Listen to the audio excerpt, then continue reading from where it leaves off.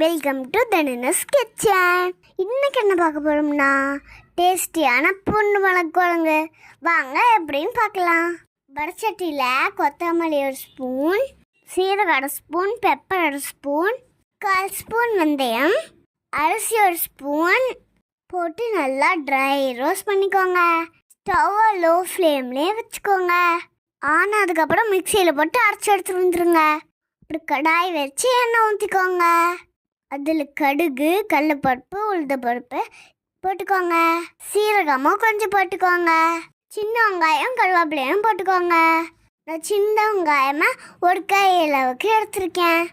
நல்லா வணங்கினதுக்கப்புறம் 15 பல் பூண்டு போட்டுக்கோங்க. அது கூடவே உப்பு, 5 தூள் போட்டுக்கோங்க. கொஞ்சமாக மிளகாத்தூளும் போட்டுக்கோங்க. ஒரு லெமன் சைஸ்க்கு புளி கடிச்சு ஊற்றிக்கோங்க.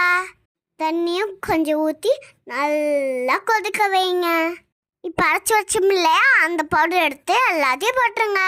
நான் உப்பு பத்தில் மறுபடியும் கொஞ்சம் போட்டிருக்கேன். நல்லா கொதிக்க வச்சிங்கன்னா குழம்பு கெட்டி ஆயிரும். லாஸ்ட்டாக ஒரு ஸ்பூன் நாட்டு சக்கரை போட்டுக்கோங்க. உங்ககிட்ட வெல்லம் இருந்தால் கொஞ்சம் போட்டுக்கோங்க. அவ்வளோதான், டேஸ்டியான பூண்டு மிளகு குழம்பு ரெடி. வாங்க சாப்பிடலாம். பாய். தேங்க்ஸ் ஃபார் வாட்சிங். See you back.